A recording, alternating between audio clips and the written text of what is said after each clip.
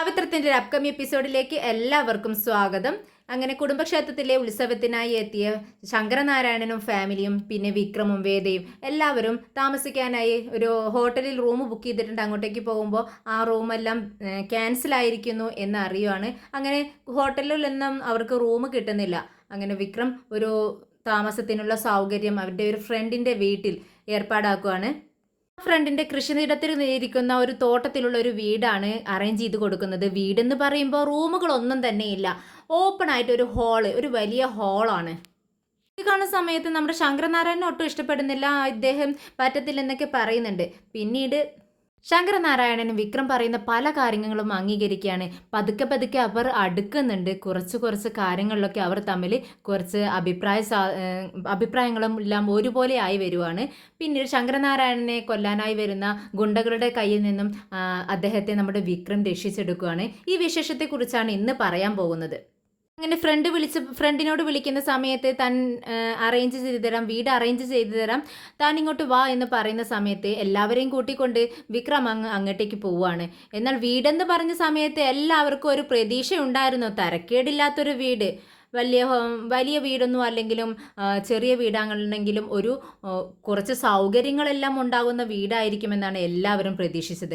അവിടെ ചെന്നിറങ്ങിയപ്പോഴാണ് ഓലമേഞ്ഞ ഒരു ഒറ്റമുറി എന്നും പറയാൻ പറ്റത്തില്ല, ഒരു ഹാള്. അത്തരത്തിലുള്ള സൗകര്യം മാത്രമേ ഉള്ളൂ.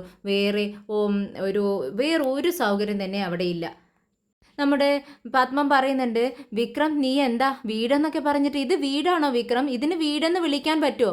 എങ്ങനെ നമ്മളെല്ലാവരും കൂടെ സ്ത്രീകളും പുരുഷന്മാരും എല്ലാവരും ഉണ്ട്, എങ്ങനെ നമ്മളിതിൽ താമസിക്കുമെന്ന് ചോദിക്കുന്നുണ്ട്. എന്നാൽ ഏറ്റവും ദേഷ്യം വരുന്നത് നമ്മുടെ ശങ്കരനാരായണനാണ്. ഒരു AC ഇല്ല, ഒരു റൂമില്ല, ഒരു സൗകര്യവുമില്ല, ഇരിക്കാനൊരു ചെയറില്ല. എന്താണ് ഇവിടെ ഉള്ളത്? എനിക്ക് ഇത്തരത്തിലുള്ള സൗകര്യത്തിലൊന്നും ജീവിക്കാൻ പറ്റത്തില്ല. ഞാനിങ്ങനെ ജീവിച്ചിട്ടുമില്ല. AC ഇല്ലാതെ എനിക്ക് ഉറങ്ങാനേ പറ്റത്തില്ല എന്നും പറഞ്ഞുകൊണ്ട് വണ്ടിയിൽ തന്നെ കയറിയിരിക്കുകയാണ്. അച്ഛനൊന്നും ഇങ്ങോട്ട് ഇറങ്ങി വാ എന്ന് ദീപ്തി പറയുന്നുണ്ട്. നമുക്ക് എന്തെങ്കിലുമൊക്കെ ചെയ്യാം അച്ഛാ, നോക്കാം നമുക്ക് എന്ന് പറയാണ്. എന്നാൽ വിക്രം പറയുന്നുണ്ട്, നമുക്ക് എങ്ങനെയെങ്കിലും അഡ്ജസ്റ്റ് ചെയ്യാൻ പറ്റത്തില്ലേ? വേറെ എവിടെയും താമസിക്കാനൊരു സൗകര്യമില്ല എന്ന് വെച്ചാൽ നമുക്ക് ഇങ്ങനെ വണ്ടിയിൽ എല്ലാവർക്കും കിടക്കാൻ പറ്റുമോ? ഇല്ല, ഒരാഴ്ചത്തേക്കുള്ള സൗകര്യം നമുക്ക് കിട്ടണ്ടേ? തൽക്കാലം നമുക്ക് ഇവിടെ ഇരിക്കാം എന്ന് പറയാണ്. എന്നാൽ ഇതിനിടയിൽ ശ്രീ പെട്ടെന്ന് തന്നെ ഈ സൗകര്യങ്ങളൊന്നും ഇല്ലാത്ത വീടാണെന്ന് കണ്ടതും ശ്രീയുടെ ഫ്രണ്ടിൻ്റെ വീട്ടിലേക്ക് പതുക്കെ പോകുന്നുണ്ട്. നമ്മുടെ വേദ അച്ഛനോട് പറയുന്നുണ്ട്, അച്ഛാ ശ്രീയേട്ടൻ ഏർപ്പാടാക്കിയ സൗകര്യങ്ങളൊന്നും ശരിയായില്ല. ഇനി അച്ഛൻ എന്തെങ്കിലും ചെയ്യാൻ പറ്റുമോ? പറ്റത്തില്ല. അപ്പോൾ വിക്രം ഇത്രയെങ്കിലും സൗകര്യത്തിലുള്ളൊരു വീട് ഏർപ്പാടാക്കിയില്ലേ, നമുക്ക് എങ്ങനെയെങ്കിലും കുറച്ച് ദിവസം ഇവിടെ താമസിക്കാം അച്ഛാ, അല്ലാതെ എന്താ ചെയ്യുക, നമ്മൾ എന്ത് ചെയ്യും, തിരിച്ചു പോകാൻ പറ്റുമോ എന്ന് ചോദിക്കുന്നുണ്ട്. അങ്ങനെ ശങ്കരനാരായണൻ എന്ത് ചെയ്യണമെന്ന് അറിയാതെ ഇരിക്കുകയാണ്. ശങ്കരനാരായണൻ ചോദിക്കുന്നുണ്ട്, എടി മോളെ, എനിക്ക് ഇവിടെ നിലത്ത് കിടക്കാൻ പറ്റത്തില്ല, നിനക്ക് എൻ്റെ അവസ്ഥകൾ അറിയാവുന്നതല്ലേ, എനിക്ക് നിലത്തിരുന്നാൽ എഴുന്നേൽക്കാൻ പറ്റില്ല, പിന്നെ എങ്ങനെ ഒരു കട്ടിൽ പോലും ഇല്ലാതെ ഞാൻ എങ്ങനെ ഇവിടെ കിടക്കുമെന്ന് ചോദിക്കുകയാണ്. ഉടനെ തന്നെ നമ്മുടെ വിക്രം അവിടെ സൈഡിലായി, വീടിൻ്റെ ഒരു സൈഡിലായി ഒതുക്കിയിട്ടിരിക്കുന്ന ഒരു ചൂരൽ ചെയറല്ല, ഒരു കട്ടിൽ തന്നെ, ചൂരലിൻ്റെ കട്ടിൽ കിടക്കുന്നത് കാണുകയാണ്. പക്ഷെ അത് റിപ്പയർ ചെയ്യണം, ഒക്കെ അലങ്കോലപ്പെട്ട് കുറച്ച് കേടുവന്ന അവസ്ഥയിലാണ് കിടക്കുന്നത്. പെട്ടെന്ന് നമ്മുടെ വിക്രം പറയുന്നുണ്ട്, സാറിന് ഒരു കട്ടിൽ വേണം, അത്രയല്ലേ വേണ്ടൂ, ഞാനത് ശരിയാക്കി തരാം, സാർ കുറച്ച് നേരം ആ വണ്ടിയിൽ അങ്ങ് കയറിയിരിക്കുക എന്ന് പറഞ്ഞ് ശങ്കരനാരായണൻ വണ്ടിയിലേക്ക് അങ്ങ് പറഞ്ഞയക്കുകയാണ്. എന്നിട്ട് വിക്രം പെട്ടെന്ന് തന്നെ ആ കട്ടിലെടുത്ത് അതിലെ നൂലുകളെല്ലാം കേടുവന്നിട്ടുണ്ടായിരിക്കും, ആ ചൂരിലെ അതെല്ലാം കെട്ടി മെടഞ്ഞ് ശരിയാക്കി എടുക്കുകയാണ് നമ്മുടെ വിക്രം. ഇത് കണ്ടിട്ട് എല്ലാവരും അത്ഭുതപ്പെടുക കേട്ടോ. വിക്രം, നിനക്ക് പറ്റാത്ത ഒരു പണികളും ഇല്ലല്ലോ, എല്ലാ ജോലികളും നിനക്കറിയാം, നിന്നെ സമ്മതിച്ചിരിക്കുന്നു എന്ന് പത്മം പറയുന്നുണ്ട്. അതാമ്മേ എൻ്റെ വിക്രമിനെ അറിയാത്തതൊന്നുമില്ല. അതുകൊണ്ട് തന്നെയല്ലേ എൻ്റെ വിക്രമിനെ കുറിച്ച് പറയുമ്പോൾ എനിക്ക് ഇത്രയും അഭിമാനം എന്ന് പറയുന്നുണ്ട് വേദ. അങ്ങനെ ശങ്കരനാരായണനെ അതിൽ കൊണ്ടുവന്ന് ഇരുത്തുന്നുണ്ട് എല്ലാവരും കൂടെ. ശങ്കരനാരായണൻ അതിലിരിക്കുന്ന സമയത്ത് ചിരിക്കണോ കരയണോ എന്നുള്ള അവസ്ഥയിലായിരിക്കും. പെട്ടെന്ന് ശങ്കരനാരായണൻ പറയുന്നുണ്ട്, കുഴപ്പമില്ല, അഡ്ജസ്റ്റ് ചെയ്യാം എന്ന് പറയാണ്. അങ്ങനെ അദ്ദേഹം പുറത്ത് കിടക്കുവാണ്. അകത്ത് സ്ത്രീകളാണല്ലോ, അതുകൊണ്ട് വീടിന് പുറത്ത് ഇങ്ങനെ കിടക്കുന്നുണ്ട്. വിക്രം പറയുന്നുണ്ട്, ഇവിടെ കിടക്കുന്നതാണ് സാർ നല്ലത്, AC പോലെ തന്നെയാണ്, പകലിവിടെ നല്ല വെളിച്ചവും കാറ്റും മരങ്ങളൊക്കെ കണ്ടില്ലേ, അതുകൊണ്ട് അധികം വെയിലുണ്ടാവത്തില്ല, പിന്നെ രാത്രിയാണെങ്കിൽ വളരെ തണുപ്പായിരിക്കും തണുപ്പായിരിക്കും. നമ്മുടെ അവിടുത്തെ കാലാവസ്ഥ പോലെയൊന്നുമല്ല ഇവിടെ. ഇവിടെ നല്ല രാത്രി AC ഇട്ടതുപോലെ തന്നെ സാർ ഉള്ളത്. നമുക്ക് നോക്കാമെന്ന് പറയുകയാണ്. അങ്ങനെ ശങ്കരനാരായൺ തൻ്റെ ലാപ്ടോപ്പിൽ പുറത്തിരുന്ന് ജോലികളൊക്കെ ചെയ്തുകൊണ്ടിരിക്കുകയാണ്. പെട്ടെന്ന് വേദ പറയുന്നുണ്ട് കേട്ടോ, ദേ നിനക്ക് എൻ്റെ അച്ഛന് വേണ്ടി ഇതെല്ലാം ചെയ്തു കൊടുക്കാം, എനിക്ക് വേണ്ടി നിനക്കൊന്നും ചെയ്യാൻ തോന്നുന്നില്ലേ? എന്താ വേദ നീ ഇങ്ങനെയൊക്കെ പറയുന്നത്? അച്ഛന് വേണ്ടി ഇതൊക്കെ ചെയ്യുന്ന സമയത്ത് നീ സന്തോഷിക്കുകയല്ലേ വേണ്ടത്? എനിക്ക് സന്തോഷമൊക്കെ ഉണ്ട്, പക്ഷേ നീ എനിക്ക് വേണ്ടി എന്താ ചെയ്യുന്നത്? എനിക്കും നിലത്ത് കിടക്കാൻ പറ്റത്തില്ല.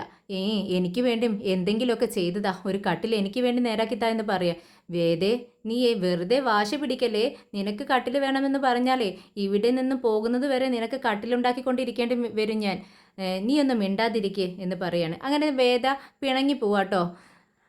വേദിയുടെ പിണക്കം കണ്ടിട്ട് അവളുടെ പിണക്കം മാറ്റാൻ വേണ്ടി വിക്രം ഒരു ഊഞ്ഞാല് കെട്ടിക്കൊടുക്കുകയാണ്. ഒരു മരത്തിൽ നല്ല അടിപൊളി ഒരു ഊഞ്ഞാല് കെട്ടിക്കൊടുക്കുന്നുണ്ട്.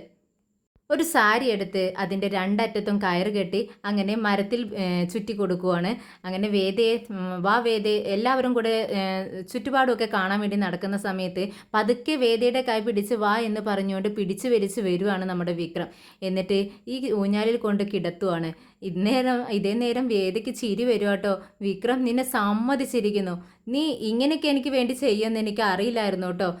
നീ തോറ്റു പോകുമെന്നാണ് ഞാൻ ചിന്തിച്ചത്, പക്ഷേ ഇതിലും നീ ജയിച്ചല്ലോ, നിന്നെ ഞാൻ സമ്മതിച്ചിരിക്കുന്നു എന്ന് പറയാണ്. ഉടനെ വിക്രം പറയുന്നുണ്ട്, എൻ്റെ ഭാര്യ ഒരു ആഗ്രഹം പറഞ്ഞാൽ അത് ഞാൻ സാധിപ്പിച്ച് തരാതിരിക്കുമോ? നീ ഇതിൽ കിടക്ക്, ഞാൻ നിന്നെ ആട്ടിത്തരാം എന്ന് പറഞ്ഞുകൊണ്ട് ആ ഊഞ്ഞാലിൽ കിടത്തി അവളുടെ എങ്ങനെ ആട്ടി കൊടുക്കുന്നുണ്ട്. എന്നാൽ ദീപ്തിയും പത്മവും മുത്തശ്ശി വർഷയൊക്കെ നാലുപുറക്കെ കണ്ട് ഇങ്ങനെ വരുന്ന സമയത്ത് ദീപ്തി ഈ സീന് കാണുവാണ്. അപ്പോൾ ദീപ്തി പറയുന്നുണ്ട്, ദേ അമ്മേ നോക്ക്, വിക്രമേട്ടൻ വേദ ചേച്ചിയെ ഊഞ്ഞാൽ കിടത്തി ആട്ടി കൊടുക്കുന്നു. വല്ലാത്തൊരു സ്നേഹം തന്നെ കേട്ടോ.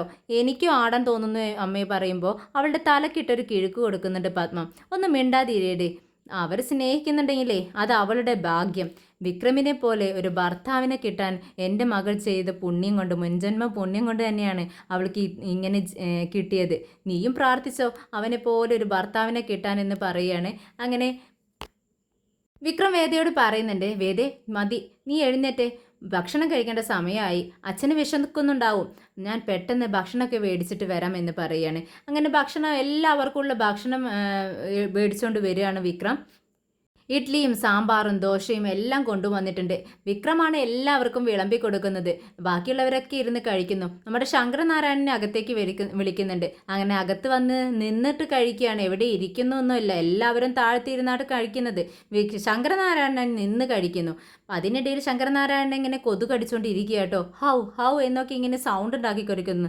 അത് കണ്ടിട്ട് നമ്മുടെ വിക്രം ചോദിക്കുന്നുണ്ട്, എന്താ സാറേ എന്തു പറ്റി? അതൊന്നും പറയണ്ട, നീയല്ലേ ഞങ്ങളെ ഇവിടെ കൊണ്ട് കുടുക്കിയിട്ടിരിക്കുന്നത്. കൊതു കടിച്ചിട്ട് വയ്യ. ഒരു കയ്യിൽ കൊണ്ട് ഞാൻ ഭക്ഷണം കഴിക്കുന്നു, മറു കയ്യിൽ എൻ്റെ കയ്യിൽ പ്ലേറ്റ്, എനിക്ക് ചൊറിയാൻ കൂടി പറ്റുന്നില്ല എന്ന് പറയാണ്. അതിനെന്താ സാർ, ഞാൻ ചൊറിഞ്ഞു തരാം എന്ന് പറഞ്ഞുകൊണ്ട് വിക്രം വളരെ സ്നേഹത്തോടെ നമ്മുടെ ശങ്കരനാരായണൻ്റെ പുറമൊക്കെ ചൊറിഞ്ഞുകൊണ്ടിരിക്കുകയാണ്. ശങ്കരനാരായണൻ നല്ല ഉഷാറായി ഭക്ഷണം കഴിച്ചുകൊണ്ടിരിക്കുന്നുണ്ട്. ഇത് കണ്ട് എല്ലാവർക്കും നല്ല സന്തോഷമാവുകയാണ്. നമ്മുടെ ശങ്കരനാരായണനും വിക്രമും ഇങ്ങനെ പതുക്കെ പതുക്കെ സംസാരിച്ച് വരുന്നൊക്കെ ഉണ്ടല്ലോ. ആദ്യമായിരുന്നെങ്കിൽ വിക്രമിനോട് ഒന്നും തന്നെ ശങ്കരനാരായണൻ സംസാരിക്കില്ല. വിക്രമാണെങ്കിലോ അദ്ദേഹത്തോട് പേടിച്ച് വളരെ ബഹുമാനത്തോടെ നിൽക്കുന്നത് കൊണ്ട് തന്നെ ഒന്നും മിണ്ടത്തില്ല. പെട്ടെന്ന് അങ്ങ് ഇദ്ദേഹം ദേഷ്യപ്പെട്ടാലോ എന്നുള്ള വിചാരം കൊണ്ടാണ് വിക്രം ഒന്നും മിണ്ടില്ലായിരുന്നു. പക്ഷേ ഇപ്പോൾ വളരെ നിസ്സാരമായി എല്ലാവരോടും സംസാരിക്കുന്നത് പോലെ തന്നെ നമ്മുടെ ശങ്കരനാരായണനോടും വിക്രം ഇങ്ങനെ അടുത്തുകൊണ്ടിരിക്കുകയാണ്. അങ്ങനെ ഭക്ഷണം കഴിച്ചു കഴിഞ്ഞ് എല്ലാവരും കിടക്കാനായിട്ട് പോവുകയാണ്. എല്ലാവരും ഉറങ്ങിക്കഴിഞ്ഞിരിക്കുന്നു. നമ്മുടെ വേദ ഇങ്ങനെ ഉറക്കം വരാതെ കിടക്കുകയാണ്. പെട്ടെന്ന് ഇങ്ങനെ നോക്കുന്ന സമയത്ത് വിക്രം പുറത്തു നിന്ന് അകത്തേക്ക് വരുന്നത് കാണാം. അപ്പോൾ വേദയ്ക്ക് മനസ്സിലായി വിക്രം എന്തോ ഒപ്പിക്കാൻ വേണ്ടി വരും തന്നെയാണ്. വിക്രം വന്ന് കിടക്കുന്നതിന് മുന്നേ പെട്ടെന്ന് അങ്ങ് ഉറങ്ങിയതുപോലെ അഭിനയിക്കാമെന്ന് വിചാരിച്ച് തലയിലൂടെ പുതപ്പിട്ട് കിടക്കുകയാണ് വേദ. ഇത് വിക്രം കാണുന്നുണ്ട്. പതുക്കെ വന്ന് വേദയുടെ അടുത്ത് കിടക്കുകയാണ് വിക്രം. വേദയുടെ തലയിൽ നിന്നും ആ പുതപ്പ് അങ്ങനെ പതുക്കെ എടുത്ത് മാറ്റുന്നുണ്ട്. പെട്ടെന്ന് വേദ പറയുന്നുണ്ട്, ഷേ പോടാ, നീ എന്താ ഈ കാണിക്കുന്നത്? നിനക്ക് ഒതുങ്ങിയിരിക്കാൻ വയ്യേ? ദേ അമ്പലത്തിലൊരു കാര്യത്തിന് വേണ്ടിയിട്ടാട്ടോ നമ്മൾ വന്നിരിക്കുന്നത്. എന്നിട്ട് നീ എന്താ ഈ കാണിക്കുന്നത്? എനിക്ക് രാവിലെ അമ്പലത്തിൽ പോകാനുള്ളതാ, ഒതുങ്ങിക്കിടക്ക് എന്ന് പറയുകയാണ്. അതിനെന്താടി, നീ അമ്പലത്തിൽ പോയിക്കോ, ഞാനല്ലല്ലോ പോകുന്നത്. അതിന് എനിക്ക് പ്രശ്നമൊന്നുമില്ല എന്ന് പറയാം. ദേ വിക്രം, നീ വേണം ഒതുങ്ങിക്കിടക്കുകയാണെങ്കിൽ കിടന്നോ, അല്ലെങ്കിൽ പുറത്ത് പോയി കിടന്നോ എന്ന് പറയുന്നുണ്ട്. ശരി ശരി, നമുക്ക് ഉറങ്ങാം എന്ന് പറഞ്ഞുകൊണ്ട് രണ്ടുപേരും ഉറങ്ങാനായിട്ട് കിടക്കുവാണ്. വേദ ഉറങ്ങിയതും വിക്രം പതുക്കെ എഴുന്നേറ്റ് പുറത്തേക്ക് നടക്കുവാണ്. പുറത്തിറങ്ങിയതും നമ്മുടെ വിക്രമിനെ ശങ്കരനാരായണനെ ആക്രമിക്കാനായി നിൽക്കുന്ന ഗുണ്ടകളെയാണ് നമ്മുടെ വിക്രം കാണുന്നത്. പെട്ടെന്ന് തന്നെ അവരെ അടിച്ചൊതുക്കുക കേട്ടോ. തലങ്ങും വിലങ്ങും ഇട്ട് അടിക്കുന്നുണ്ട്. ശങ്കരനാരായണൻ ഇതൊന്നും അറിയുന്നില്ല. അങ്ങനെ കുറച്ചു നേരം അങ്ങനെ അടി നടക്കുന്നുണ്ട്. വിക്രമിന്റെ കയ്യിൽ നിന്നും ഗുണ്ടകൾ ഓടി രക്ഷപ്പെടുവാണ്. അവരുടെ വടിവാളും കത്തികളും എല്ലാം അവിടെ വീണ് പലയിടത്തായി ചിതറിക്കിടക്കുന്നുണ്ട്. വിക്രം അതെല്ലാം എടുത്ത് പിറക്കി ഒളിപ്പിച്ചു വെക്കുന്നുണ്ട്. അങ്ങനെ ഒന്നും സംഭവിക്കാത്ത മട്ടിൽ അകത്തേക്ക് വരുന്നുണ്ട് വിക്രം. ഇന്നേരം അതേ നേരം നമ്മുടെ വേദ വിക്രമിനെ തിരഞ്ഞുകൊണ്ടിരിക്കുകയാണ്. അത്ര നേരം അടുത്ത് കിടന്ന ആളെ പെട്ടെന്ന് കാണാത്തത് കൊണ്ട് തന്നെ അവൾ എഴുന്നേറ്റിരുന്ന് നാലുപുറം നോക്കുവാണ്. അന്നേരം വിക്രം പുറത്തുനിന്ന് കയറി വരുന്നത് കാണുന്നത്. വിക്രം, നീ ഇത് എവിടെയായിരുന്നു? അത് ഞാൻ ബാത്റൂമിലേക്ക് പോയതാ. ഓ, എന്നിട്ട് ബാത്റൂമിലേക്ക് പോയെന്ന് പറഞ്ഞിട്ട് നിന്റെ ദേഹത്തൊക്കെ അഴുക്കാണല്ലോ. പെട്ടെന്നാണ് വിക്രം അത് ശ്രദ്ധിച്ചത്. അടിപിടി കൂടിയത് കൊണ്ട് തന്നെ തൻ്റെ മുടിയും മുഖവും ഡ്രസ്സും എല്ലാം അലങ്കോലപ്പെട്ട് കിടക്കുന്നത് അവന് ശ്രദ്ധിച്ചത്. പെട്ടെന്ന് അവൻ പറയുന്നുണ്ട്, അത് പുറത്ത് മഴ ചാറുന്നുണ്ട് വേദേ, അതുകൊണ്ട് ടോയ്ലറ്റിലേക്ക് പോകുന്ന അവിടെ വെഴുക്കലുണ്ടായിരുന്നു, അവിടെ ഞാനൊന്ന് വഴുക്കി, അതുകൊണ്ടാണ് ഇങ്ങനെ അഴുക്കായിരിക്കുന്ന ദേഹത്തെന്ന് പറയുന്നുണ്ട്. നീയും അങ്ങോട്ടേക്ക് പോകുമ്പോൾ ശ്രദ്ധിച്ചു പോകണം കേട്ടോ എന്ന് പറയുകയാണ്. ഇത് കേട്ടിട്ട് വേദ പറയുന്നുണ്ട്, നോക്കി നടക്കേണ്ട വിക്രം, നോക്കാത്തത് കൊണ്ടല്ലേ ഇങ്ങനെയൊക്കെ സംഭവിച്ചതെന്ന് പറഞ്ഞ് ദേഹത്തുള്ള അഴുക്കെല്ലാം തട്ടിക്കളഞ്ഞു കൊടുക്കുന്നുണ്ട്. അങ്ങനെ വിക്രം, നീ ഉറങ്ങ് എന്ന് പറഞ്ഞുകൊണ്ട് രണ്ടുപേരും വീണ്ടും ഉറങ്ങാനായിട്ട് കിടക്കുവാണ്. വേദ ഉറങ്ങിയെന്ന് കണ്ടതും വിക്രം വീണ്ടും എഴുന്നേറ്റിരിക്കുകയാണ്. വിക്രമിന് മനസ്സിൽ പേടിയായി തുടങ്ങി. ശങ്കരനാരായണനെ കൊല്ലാനായിട്ട് ആരോ തുനിഞ്ഞിറങ്ങിയിട്ടുണ്ട്. തങ്ങൾ എവിടെ ചെന്നാലും അദ്ദേഹത്തെ ആക്രമിക്കാനായിട്ട് ആരോ ആൾക്കാർ ഗുണ്ടകളെ വിടുന്നുണ്ട്. അത് ആരാണെന്ന് കണ്ടുപിടിക്കണം. എങ്കിൽ മാത്രമേ അദ്ദേഹത്തെ രക്ഷിക്കാൻ കഴിയൂ എന്ന് വിക്രമിന് തീർച്ചയായിട്ടുണ്ട്. നമ്മുടെ വിക്രം ഇങ്ങനെ ചിന്തിക്കുന്നുണ്ട്. ശങ്കരനാരായണൻ്റെ ജീവൻ ആപത്താണ്. പോലീസിൽ പറയണോ? പോലീസിൽ പറഞ്ഞാൽ എന്തു പറയും? അവനെ, ആ ഗുണ്ടകളെ ആരെയെങ്കിലും ഒരാളെ പിടിച്ചു വെച്ചിരുന്നെങ്കിൽ പോലീസിൽ ഏൽപ്പിച്ച് സത്യങ്ങളെല്ലാം പറയിപ്പിക്കാമായിരുന്നു. ഇനിയിപ്പോൾ എന്ത് ചെയ്യും? ആകെ കഷ്ടത്തിലായല്ലോ. ഇനി എന്തായാലും എൻ്റെ ആളുകളെ തന്നെ ഇറക്കാം, എന്നിട്ട് ശങ്കരനാരായണന് ഒരു പ്രൊട്ടക്ഷൻ തന്നെ കൊടുക്കാമെന്ന് നമ്മുടെ വിക്രം ചിന്തിക്കുന്നുണ്ട്.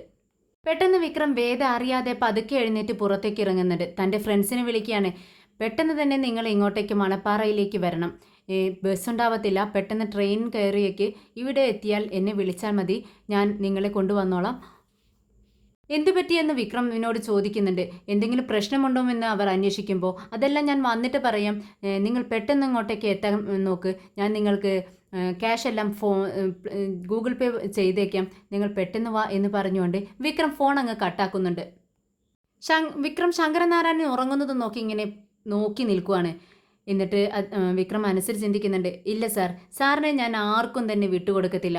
സാറിൻ്റെ ജീവൻ ഞാൻ രക്ഷിച്ചിരിക്കും, ഞാൻ കാത്തു സൂക്ഷിച്ചിരിക്കും, സാർ നന്നായി ഉറങ്ങ് എന്ന് മനസ്സിൽ കരുതിക്കൊണ്ട് അകത്തേക്ക് പോവാണ് വിക്രം. വിക്രം പതുക്കെ വേദയുടെ അടുത്ത് വന്ന് കിടക്കുന്നുണ്ട്. വേദ ഇതൊന്നും തന്നെ അറിയുന്നില്ല. എല്ലാവരും നല്ല ഉറക്കത്തിലാണ്. വിക്രം പക്ഷേ ആ കിടപ്പങ്ങനെ കിടക്കുവാണ്. ഉറക്കം വരുന്നില്ല വിക്രമിന്. ശങ്കരനാരായണൻ്റെ അടുത്തേക്ക് ആക്രമിക്കാനായി വീണ്ടും ആരെങ്കിലും വരുമോ എന്നുള്ള ചിന്തയിലാണ് വിക്രം. രാവിലെ ഒരു സൗണ്ട് കേട്ട് ശങ്കരനാരായണൻ ഇങ്ങനെ ഉറക്കത്തിൽ നിന്ന് എഴുന്നേൽക്കുകയാണ്. നമ്മുടെ പത്മം വിളിക്കുകയാണെന്നാണ് നമ്മുടെ ശങ്കരനാരായണനെ വിചാരിക്കുന്നത്. പത്മത്തോട് ഇങ്ങനെ പറയുന്നുണ്ട്, കണ്ണ് തുറക്കുമ്പോഴേക്കും, പത്മം, ഞാൻ കുറച്ചു നേരം ഉറങ്ങട്ടെ പത്മം, നീ എന്തിനാ എന്നെ ഇങ്ങനെ വിളിക്കുന്നതെന്ന് വിചാരിക്കണം. വീണ്ടും ഷൂ എന്നുള്ള സൗണ്ട് കേട്ട് ശങ്കരനാരായണൻ പതുക്കെ കണ്ണ് തുറക്കുവാണ്. പെട്ടെന്നാണ് തൻ്റെ മുന്നിൽ തൻ്റെ മുഖത്തേക്ക് തന്നെ ആയിക്കൊണ്ടിരിക്കുന്ന ഒരു പാമ്പിനെ, കൊത്താനായിട്ട് നിൽക്കുന്ന ഒരു പാമ്പിനെ ശങ്കരനാരായണൻ കാണുന്നത്. ഇതേ സമയം ദീപ്തിയും കാണുന്നുണ്ട് അച്ഛന് മുകളിലായി നിൽക്കുന്ന പാമ്പിനെ. ദീപ്തി നിലവിളിക്കുന്നുണ്ട്, അമ്മേ ഓടിവാ, വിക്രമേട്ട ഓടിവാ, പാമ്പ് പാമ്പ് എന്നിങ്ങനെ നിലവിളിക്കുകയാണ്. എല്ലാവരും ഓടി വരുവാണ്. ശങ്കരനാരായണനെ കൊത്താനുള്ള റെഡിയായി നിൽക്കുന്ന പാമ്പിനെയാണ് എല്ലാവരും കാണുന്നത്. എല്ലാവരും കരച്ചിൽ തുടങ്ങി, ദീപ്തിയും വേദിയും എല്ലാം. വിക്രം എന്തെങ്കിലും ചെയ്യേ, പാമ്പിനെ അടിച്ചു കൊല്ലെന്ന് പറയുന്നുണ്ട്. എന്ത് പൊട്ടത്തറ നീ പറയുന്നത്? പാമ്പിനെ അടിച്ചാൽ അടുത്ത നിമിഷം ആ പാമ്പ് നിന്റെ അച്ഛനെ കൊത്തും, അത് നിനക്ക് അറിയത്തില്ലേ എന്ന് ചോദിക്കുക. നിങ്ങളൊന്നും മിണ്ടാതിരിക്കുക, എന്തെങ്കിലും ഞാൻ ചെയ്യാമെന്ന് വിക്രം പറയുന്നുണ്ട്. അപ്പോഴേക്കും പത്മവും കരച്ചിൽ തുടങ്ങിയിരുന്നു. പെട്ടെന്ന് വിക്രം പാമ്പിന്റെ അടുത്തേക്ക് പതുക്കെ ചെല്ലുന്നുണ്ട്. അതിന്റെ ശ്രദ്ധ തിരിച്ചു വിടുകയാണ്. എന്നിട്ട് അതിനെ പിടിച്ച് ഒരു ചാക്കിലാക്കുന്നുണ്ട്. നിസ്സാരമായ വിക്രം ഇതെല്ലാം ചെയ്യുന്നത് കണ്ട് എല്ലാവരും അത്ഭുതപ്പെട്ടിരിക്കുകയാണ്. എന്നിട്ട് ആ ചാക്കെടുത്ത് എല്ലാവർക്കും നേരെ നീട്ടുവാണ് വിക്രം. എന്താ, നിങ്ങൾക്കൊക്കെ പാമ്പിനെ കാണണോ? ഒന്ന് കണ്ടു നോക്ക്. വേണ്ട ചേട്ടാ വേണ്ട, എനിക്ക് പേടിയാണെന്ന് ദീപ്തി രണ്ട് മുഖവും ഇങ്ങനെ പൊത്തി പിടിച്ചുകൊണ്ട് കൈകളോണ്ട് ഇങ്ങനെ പൊത്തി പിടിച്ചിട്ട് ദീപ്തി പറയുന്നുണ്ട്. ചേട്ടാ എനിക്ക് കാണണ്ട, എനിക്ക് പേടിയാണെന്ന് പറയുന്നുണ്ട്. വിക്രം, നീ ആ പാമ്പിനെ കൊണ്ടുപോയി കൊല്ല് എന്ന് പറയാണ് പത്മം. അതെന്തിനാ അമ്മ കൊല്ലുന്നത്? കൊല്ലൊന്നും വേണ്ട. പിന്നെ നീ അതിനെ വളർത്താൻ പോവുകയാണോ? എന്താ വിക്രം നീ പറയുന്നത്? അത് ഇനി ഇവിടെയും വിട്ടുകളഞ്ഞാൽ നമ്മളെയെല്ലാം ആക്രമിക്കില്ലേ? ആക്രമിക്കാൻ വരുന്ന സാധനത്തിന് കൊല്ലുക തന്നെയല്ലേ വേണ്ടതെന്ന് ശങ്കരനാരായണൻ ചോദിക്കുന്നുണ്ട്. ഇത് കേട്ട് വിക്രം ചിരിക്കുന്നുണ്ട്. അതിന് നമ്മളെ ആക്രമിക്കാൻ അത് വന്നോ? ഇല്ലല്ലോ. അത് നടക്കുന്ന സ്ഥലമാണിത്. അവിടെ നമ്മൾ വന്ന് കിടന്നപ്പോൾ അതൊന്ന് നമ്മളെ ആക്രമിക്കാൻ വരുവാണെന്ന് വിചാരിച്ച് നമ്മളെ അങ്ങ് ആക്രമിക്കാൻ വന്നു. പക്ഷേ ഇത് നമ്മുടെ സ്ഥലമാണെന്ന് പറയാൻ പറ്റത്തില്ല സാർ. എന്തായാലും അതിനെ കൊല്ലുമൊന്നും വേണ്ട. ഞാൻ അവിടെ കുറച്ച് അപ്പുറത്തൊരു കാടുണ്ട്, ഞാൻ ആ കാട്ടിൽ വിട്ടിട്ട് വരാം എന്ന് പറഞ്ഞുകൊണ്ട് വിക്രം അങ്ങോട്ടേക്ക് പോവാണ്. അങ്ങനെ വിക്രം കുറച്ച് സമയം കഴിഞ്ഞതും തിരിച്ചു വരുന്നുണ്ട്. ആരെയും പുറത്തൊന്നും കാണാത്തതുകൊണ്ട് വിക്രം ഇങ്ങനെ വേദയെ കാണാൻ വേണ്ടി പതുക്കെ പതുക്കെ ഇങ്ങനെ ഉമ്മറത്ത് വന്ന് ഇങ്ങനെ നിൽക്കുവാണ്. അപ്പോൾ പെട്ടെന്നാണ് ദീപ്തി പുറത്തേക്ക് വരുന്നത്. ഹലോ ഹലോ എന്ന് പറഞ്ഞുകൊണ്ടാണ് വരുന്നത്. എന്താ ദീപ്തി, നിനക്കെന്താ റേഞ്ച് കിട്ടുന്നില്ലേന്ന് ചോദിക്കുകയാണ്. ഇല്ല ചേട്ടാ, ഇവിടെ തീരെ റേഞ്ചില്ല. അതാ കാണുന്നു ആ മരം. ഇവിടെ നിന്ന് മൂന്നാമത്തെ മരം കാണുന്നുണ്ടോ ദീപ്തി? ആ മരത്തിന് ചുവട്ടിൽ നല്ല റേഞ്ചാ, നീ അവിടെ പോയി നിൽക്കുമെന്ന് പറയുകയാണ്. അങ്ങനെ ദീപ്തി അതോ ശരിയാണോ ചേട്ടാ എന്ന് പറഞ്ഞുകൊണ്ട് പുറത്തേക്ക് ഇറങ്ങി അങ്ങ് നടക്കുന്നുണ്ട്. പെട്ടെന്ന് വിക്രം വേദയുടെ അടുത്തേക്ക് ചെല്ലുക കേട്ടോ. വേദയാണെങ്കിൽ ദേഷ്യപ്പെട്ട് വിക്രമിനോട് ചോദിക്കുന്നുണ്ട്. വിക്രം, നീ എങ്ങനെ അകത്തേക്ക് വന്നത്? ഞാൻ ദീപ്തിയെ പുറത്ത് നിർത്തിയതാണല്ലോ. എനിക്ക് ഡ്രസ്സ് ചേഞ്ച് ചെയ്യണം വിക്രം. ആരും അകത്തേക്ക് വരാതിരിക്കാൻ വേണ്ടിയാ ഞാൻ ദീപ്തിയെ പുറത്ത് നിർത്തിയത്. അവൾ എവിടെയെന്ന് ചോദിക്കുകയാണ്. അപ്പോൾ ഉടനെ വിക്രം പറയുന്നുണ്ട്, അതെ, നിന്റെ അടവൊക്കെ എനിക്കറിയാം. നീ ദീപ്തിയെ പുറത്ത് നിർത്തിയിരിക്കുകയാണെന്ന് എനിക്ക് മനസ്സിലായി. അതുകൊണ്ട് ഞാൻ അവളെ കള്ളം പറഞ്ഞ് പുറത്തേക്ക് അയച്ചു എന്ന് പറയാണ്. വിക്രം, നിന്റെ അടവൊക്കെ എനിക്കറിയാം. നിനക്ക് നാണോ മാനോ ഒന്നുമില്ല. പക്ഷേ എനിക്കതുണ്ട്. എനിക്ക് ഡ്രസ്സ് ചേഞ്ച് ചെയ്യണം വിക്രം. അമ്പലത്തിലേക്ക് പെട്ടെന്ന് പോകാനുള്ളതല്ലേ. നീ ഒന്ന് പുറത്തേക്ക്